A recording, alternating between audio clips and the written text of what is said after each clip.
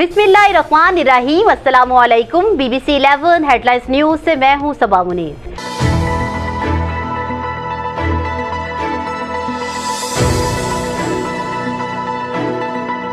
नाजरीन, आपको अपडेट करें कराची से, जहां हमारे नुमाइंदा खुसूसी जावेद इब्राहिम मंगी के मुताबिक पैसे दो, गैर कानूनी तामीरात जारी रखो। कोरंगी के अफसरों की गफलत। कोरंगी के DA एम्प्लॉयज में लैंड माफिया दिन ब दिन कब्जा करने में मसरूफ। कोई भी कानूनी इदारा या डिपार्टमेंट कब्जा माफिया को रोकने में नाकाम। मीडिया पे मुसलसल कवरेज चलने के बावजूद इदारे खामोश।